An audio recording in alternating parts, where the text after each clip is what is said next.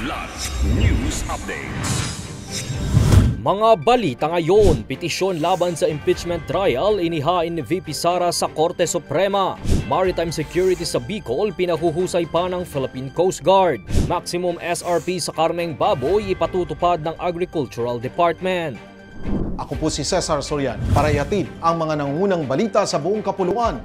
Ngayon, naghain ng petition for certiorari and prohibition sa Supreme Court si Vice President Sara Duterte para harangin ang impeachment trial laban sa kanya. Kwinestyon nito ang validity and constitutionality ng ika-4 na impeachment complaint na inendorso ng House of Representatives. Ayon kay Duterte, ang unang 3 impeachment complaints ay hindi trinansmit ng House Secretary sa opisina ng House Speaker, ngunit nang pirmahan ng 215 na kongresista ang ika-4 noong unang linggo ng Pebrero, agad itong isinumite ng Kamara sa Senado. Pinunto nito ang nakasaad sa Section 3 Article 11 ng Constitution na walang impeachment proceedings na isasagawa ng higit sa isang beses sa loob ng isang taon.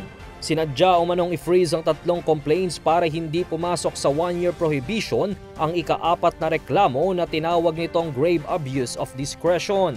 Samantala, inatasan ng SC ang Senado na magkomento sa loob ng 10 araw sa petisyong humihiling sa mataas na kapulungan na agad na aksyonan ng impeachment trial laban kay Duterte.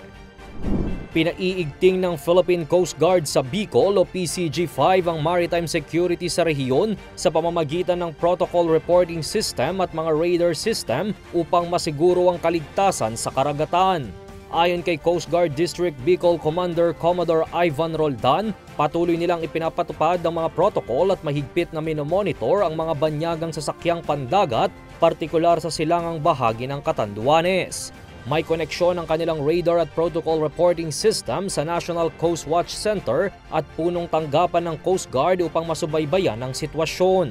Tinayak din ni Roldan na may sinusunod silang mga protocol sa mga hindi kilalang bagay na natatagpuan tulad ng drone na na-recover ng mga mangingisda sa Masbate noong Disyembre 30, 2024. Hinimok niya ang publiko na agad i-turn over sa PCG o PNP ang anumang kahina-hinalang bagay upang maimbestigahan ng Philippine Navy.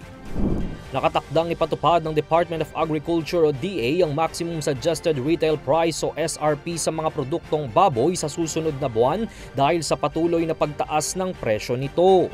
Ayon kay DA Assistant Secretary Arnel de Mesa, nasa final stage na ang kanilang pag-uusap sa mga stakeholders para sa pagpapataw ng nasabing SRP sa darating na Marso. Layunin umano ng maximum SRP sa karneng baboy na magbigay daan sa pagbaba ng presyo nito sa mga pamilihan.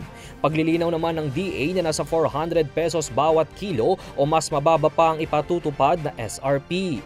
Matatanda ang una nang nagpatupad ng maximum SRP sa bigas ang DA upang mapababa ang presyo nito kada kilo sa merkado. Para sa Kidlat News Channel, ito si Jai Reyes, nag-uulat.